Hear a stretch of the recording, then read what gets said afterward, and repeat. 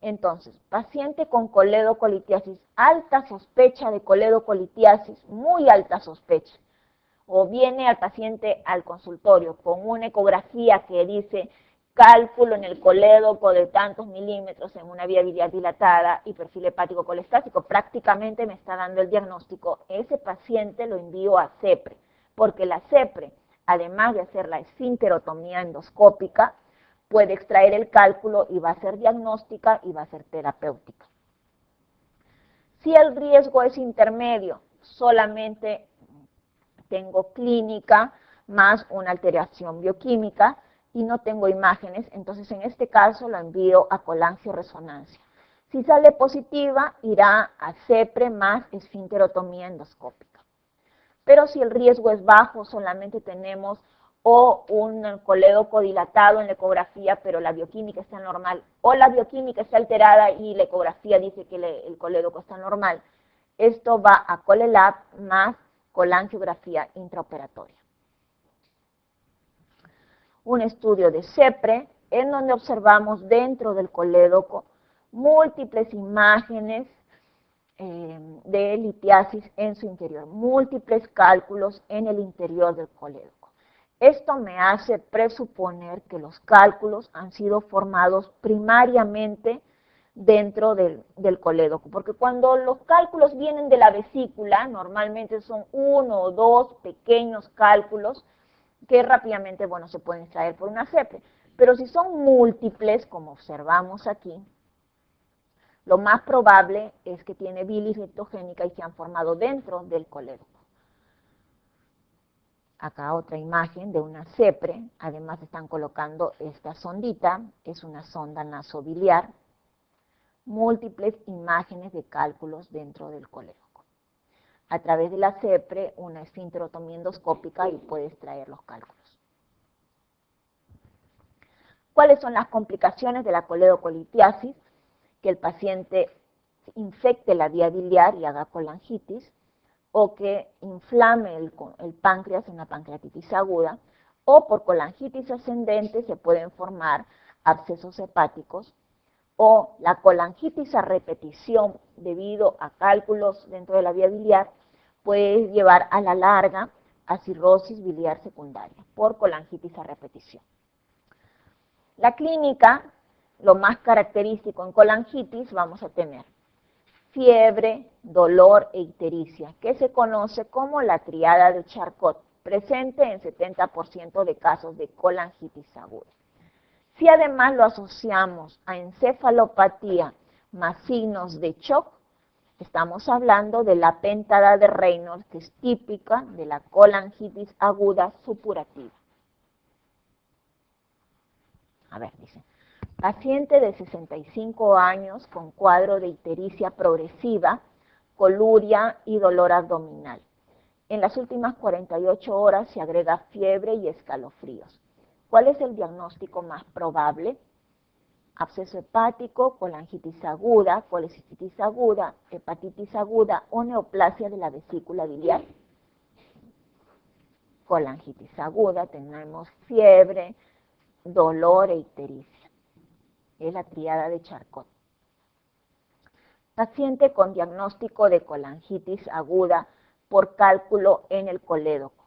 La mejor opción de tratamiento es colecistectomía más coledocotomía convencional, esfinterotomía endoscópica, drenaje biliar transhepático o tratamiento médico.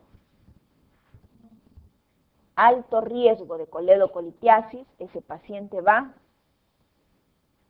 CEPRE más esfinterotomía endoscópica.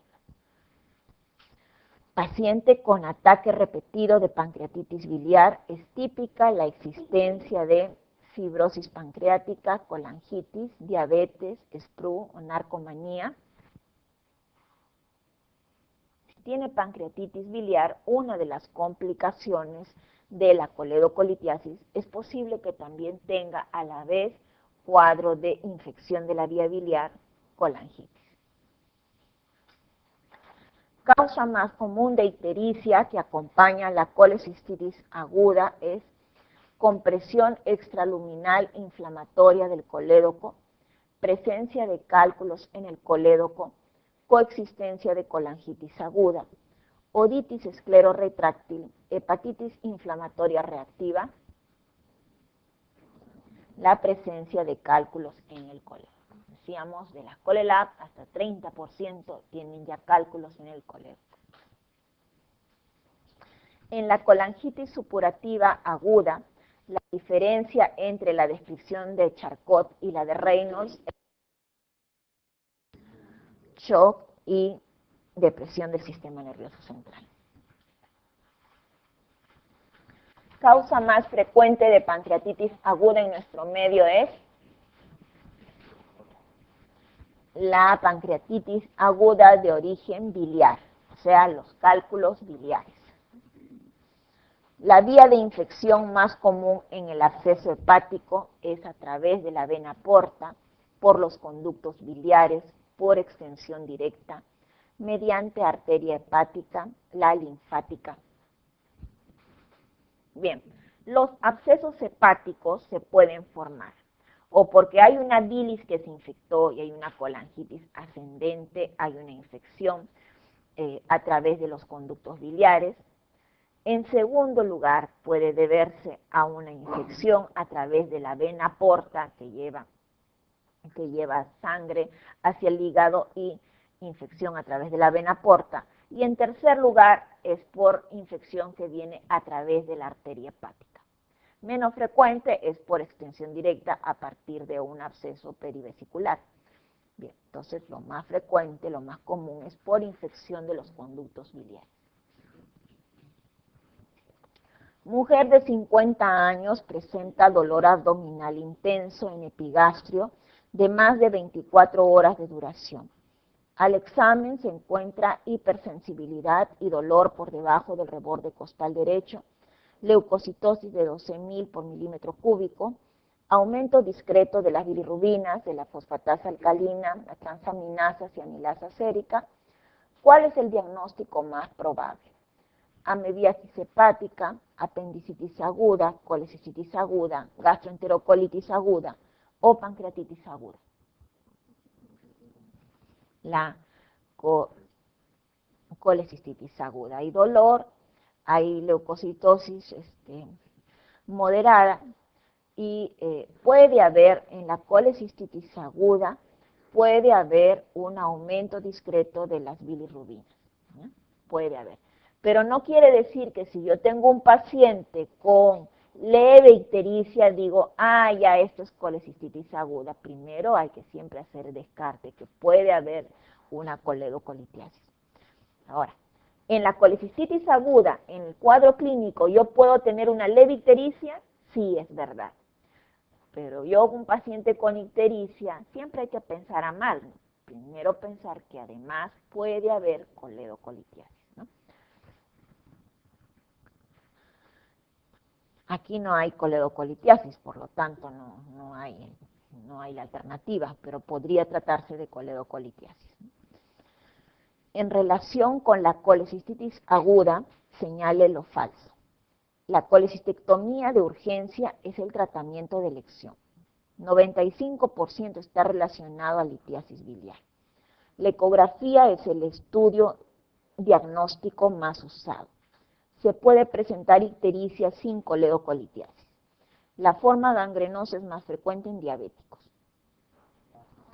Ok, la colestectomía de urgencia, tratamiento de elección, no. La colecistectomía de urgencia no es una urgencia quirúrgica. Bien, veamos quiste de colédoco. El quiste de colédoco es una dilatación que puede ser única o múltiple, que puede afectar a la vía biliar extrahepática o intrahepática.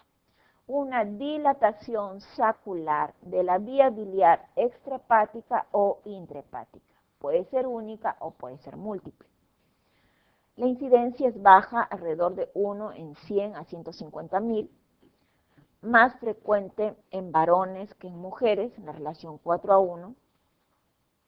Un tercio de ellos son diagnosticados en adultos. Como el coledoco distal, el que desemboca en la ampolla de váter, desemboca conjuntamente con el conducto de Wirsum.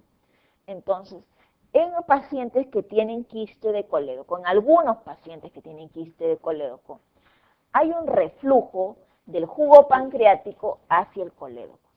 El reflujo crónico del jugo pancreático, o sea, las enzimas pancreáticas hacia el colédoco, hace una inflamación crónica y esto puede hacer que degenere en colangiocarcinoma. Entonces, en el quiste de colédoco hay un potencial de malignidad que puede llegar hasta 40%, más frecuente a mayor edad.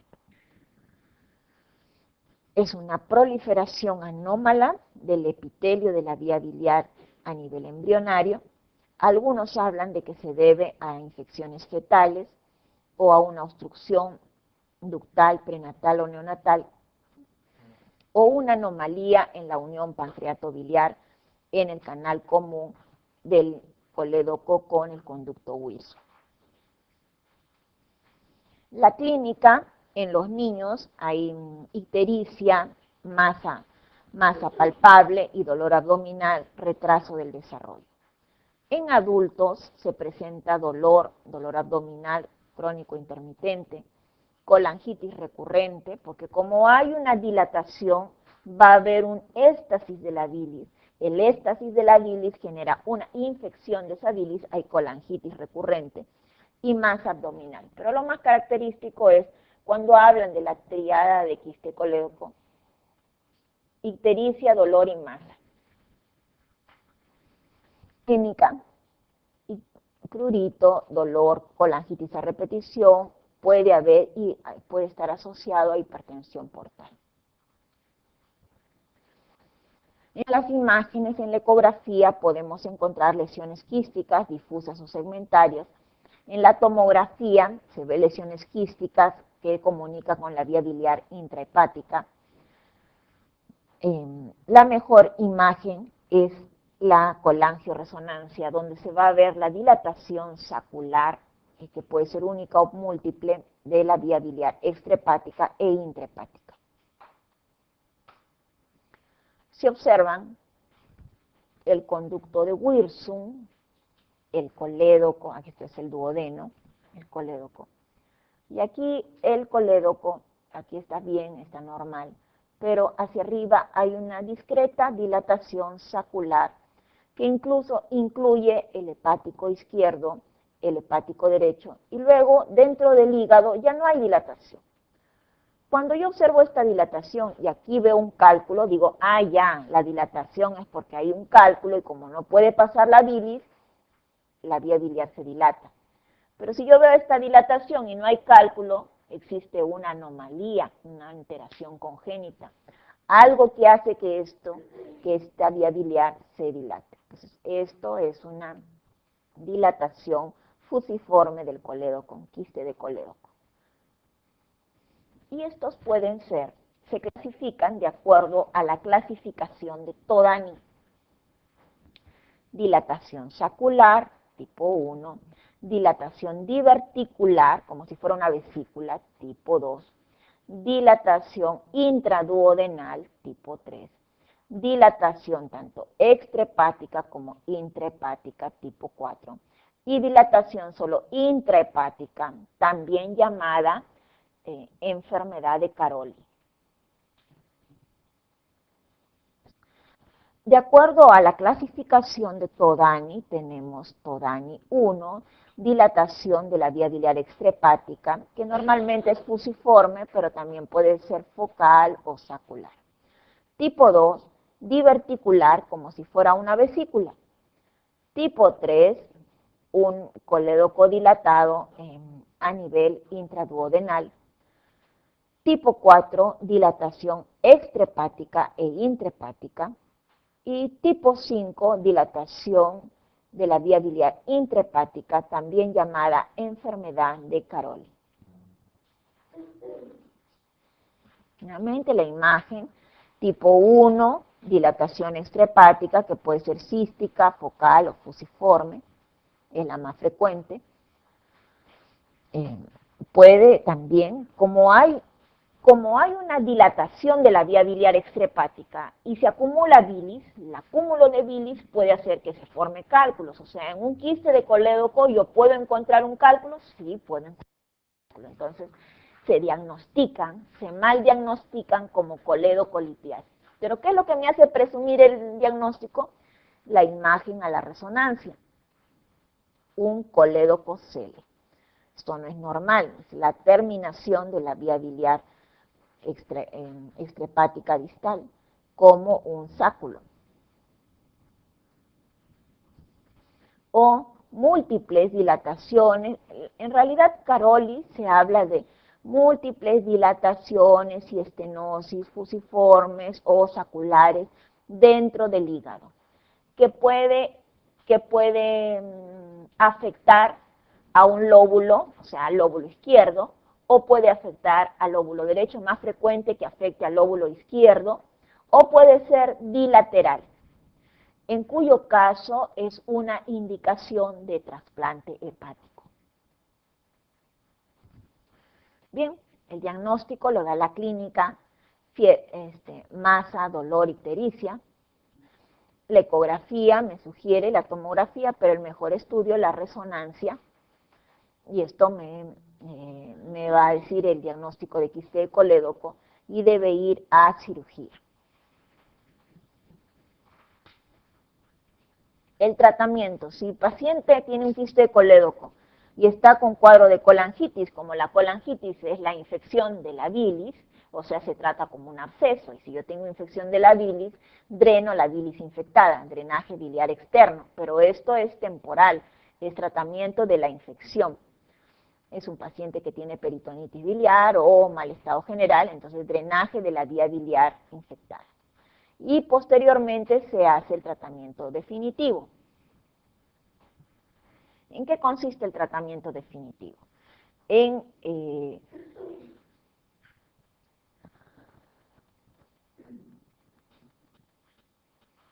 Si yo tengo un Todani 1, Todani 2 o Todani 3, o sea, la afectación es de la vía biliar extrahepática. Reseco el quiste de colédoco lo máximo que pueda hasta la parte más distal y realizo una derivación biliodigestiva en Iderrux. Hay que hacer sobre todo la resección completa porque dijimos que hay un riesgo de malignidad en esa mucosa del quiste de colédoco porque refluye el jugo pancreático y sobre el quiste de colédoco puede asentar un colangiocarcinoma. Entonces, cuando la lesión es de la vía biliar extrahepática, resección del quiste más derivación biliodigestiva en Iderrux. Cuando la lesión es intrahepática, como la enfermedad de Caroli, si es unilobar, o sea, del hígado izquierdo, se puede hacer hepatectomía izquierda. Si es del hígado derecho, hepatectomía derecha. Pero si es bilateral, hay que ir a trasplante hepático.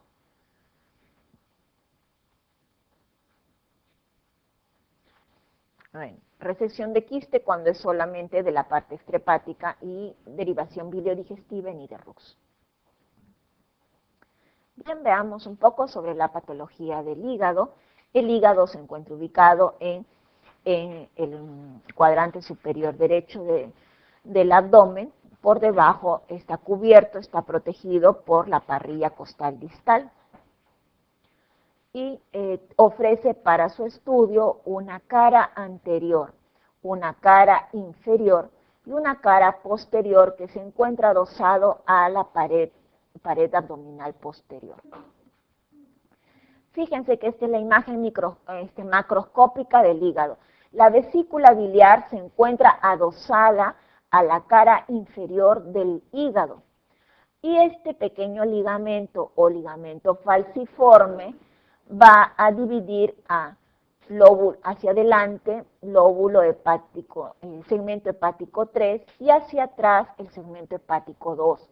Pero que a la derecha del ligamento falciforme y entre el falciforme y la vesícula biliar voy a tener el segmento hepático 4.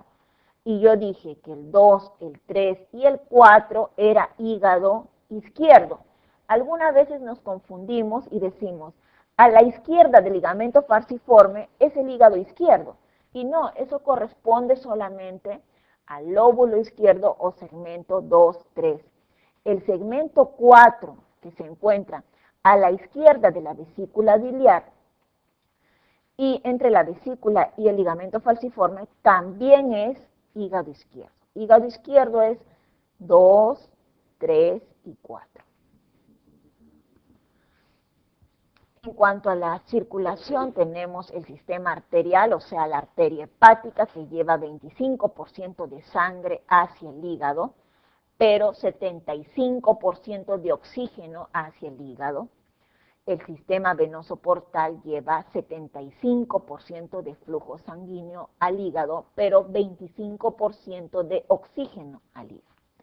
Y la sangre sale del hígado a través de las grandes venas suprahepáticas, que son la derecha, la media y la izquierda. La hepática comúnmente es una rama del tronco celíaco.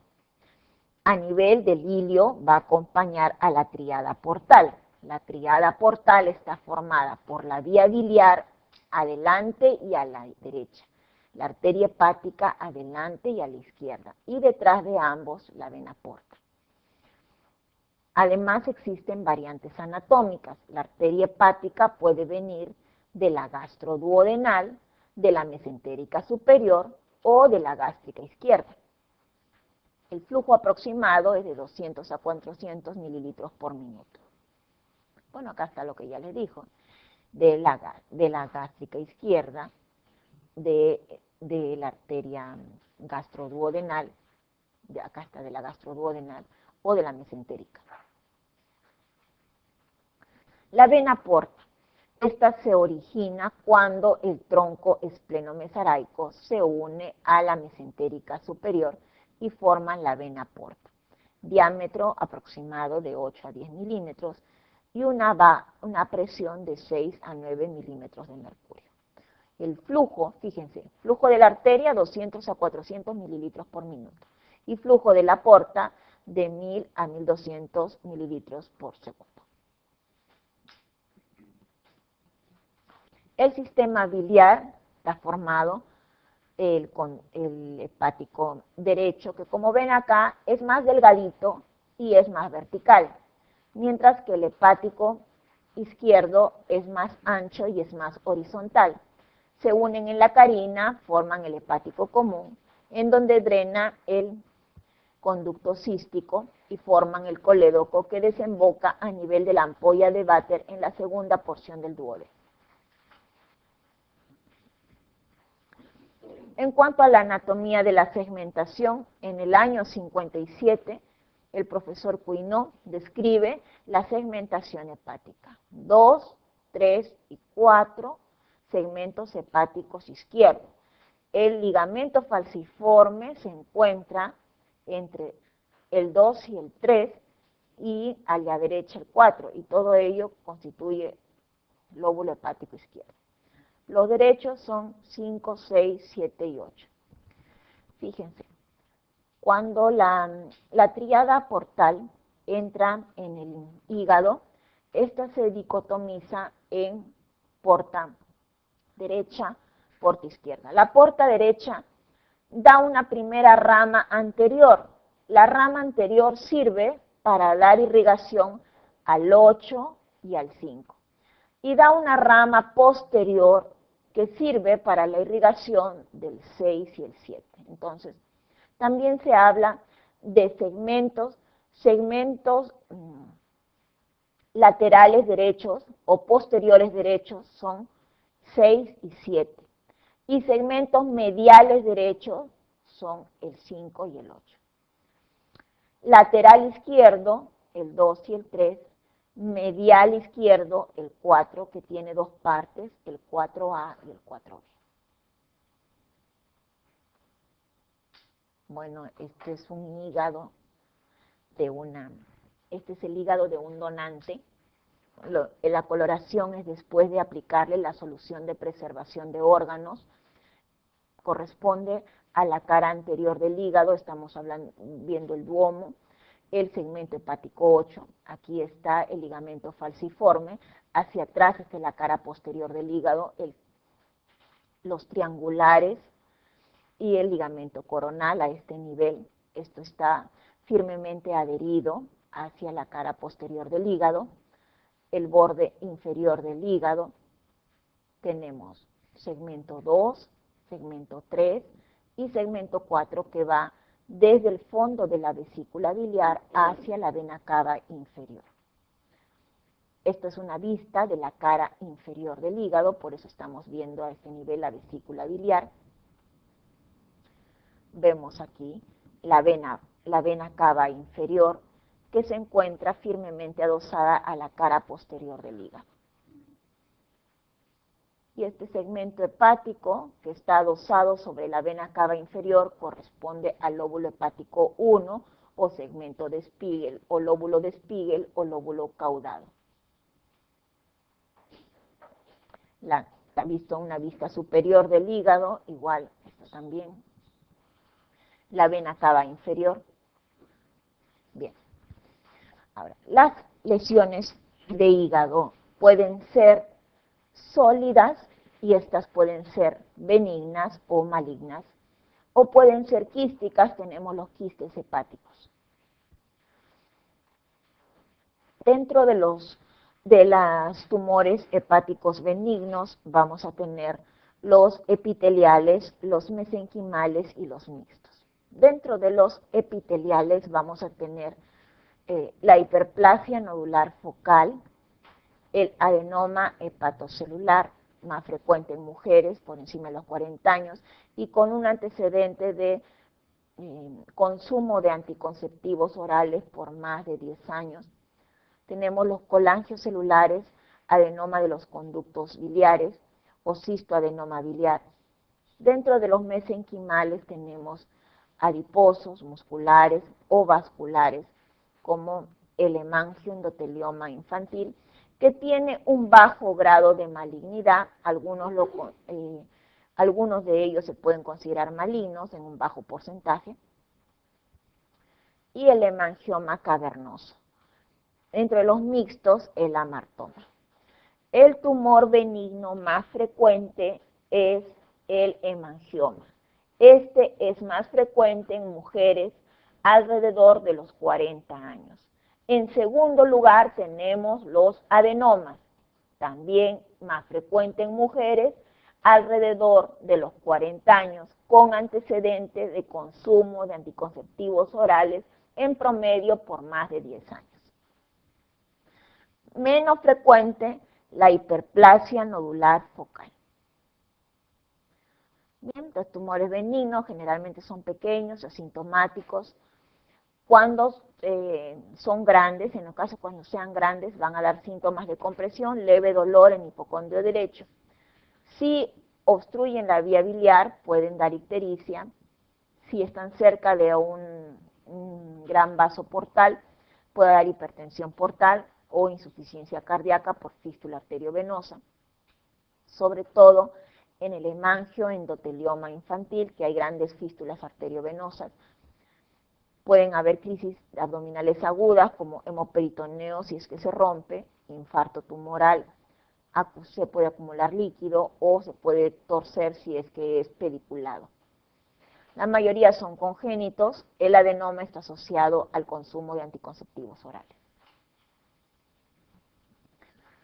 El diagnóstico se puede hacer a la ecografía, a la tomografía, mejor aún a la resonancia. En algunos casos está indicado la arteriografía cuando son muy grandes, sobre todo en los hemangiomas, en cuyo caso están indicados la arteriografía que puede ser diagnóstica y a la vez tratamiento por la embolización.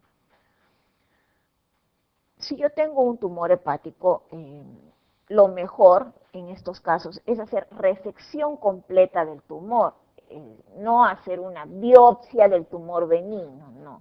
Si yo observo un tumor hepático, características de benignidad, lo mejor es resecar completamente el tumor, enviar la pieza completa a patología y la histología la va a dar el diagnóstico anatomopatológico.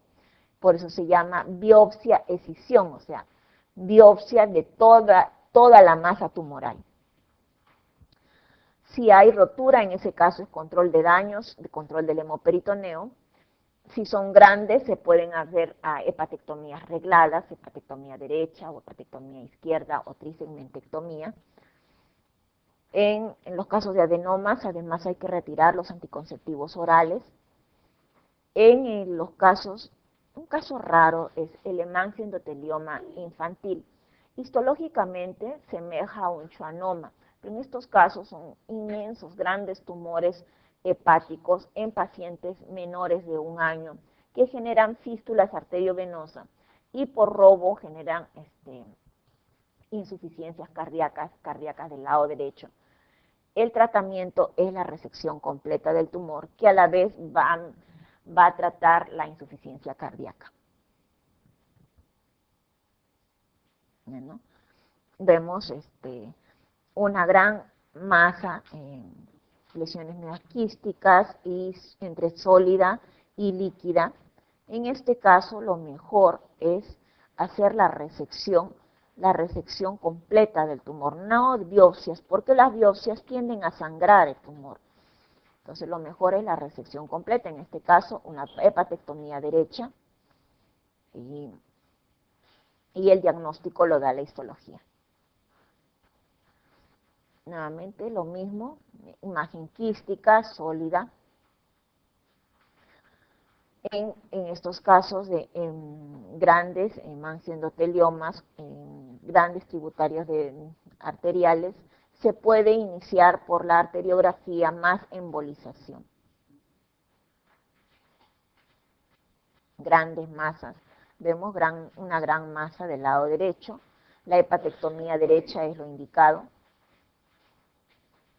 La masa tumoral, se corta la masa tumoral, es la mejor, la biopsia-escisión es la mejor incisión, esta es la zona de transección que es del hígado izquierdo. Bien, el más frecuente de los tumores hepáticos benignos, el hemangioma hepático. Se puede considerar más una malformación congénita o un amartoma, generalmente a partir de la 4ª década de la vida y más frecuente en las mujeres. Normalmente son asintomáticos y solamente se deben de tratar si dan sintomatología de dolor en hipocondrio derecho por distensión de la cápsula de Gliso. Gran hemangioma hepático, en este caso la indicación es la resección quirúrgica. Acá una hepatectomía derecha es lo indicado. Acá nuevamente vemos una gran tumoración, múltiples vasos sanguíneos en la superficie. La mejor indicación es la resección hepática derecha. En segundo lugar, tumor hepático benigno, tenemos el adenoma. Es más frecuente en mujeres en edad reproductiva con el uso de anticonceptivos orales por largo tiempo. En este caso, el tumor subcapsular puede romperse y generar un hemoperitoneo. Hay que hacer el diagnóstico diferencial con hepatocarcinoma. Por lo tanto, como en algunos casos no es posible llegar al diagnóstico definitivo, lo mejor es la resección hepática y el diagnóstico lo da la histología. Un adenoma hepático, son células hepatocitos, pero están distorsionados, cordones hepatocitos distorsionados. La hiperplasia nodular focal, en tercer lugar, es lo característico de la hiperplasia nodular focal, es que tiene una cicatriz central estrellada. Ven acá, una cicatriz central, típico de la hiperplasia nodular focal, es un nódulo solitario, único, en un parénquima hepático, sobre un hígado no cirrótico. La mayoría son asintomáticos, más en mujeres. Tiene muy bajo riesgo de romperse y dar hemoperitoneo. El tratamiento es la resección. En este caso se puede plantear una resección lateral derecha 6-7. Característico, una cicatriz central estrellada de la hiperplasia nodular focal. Ok, chicos.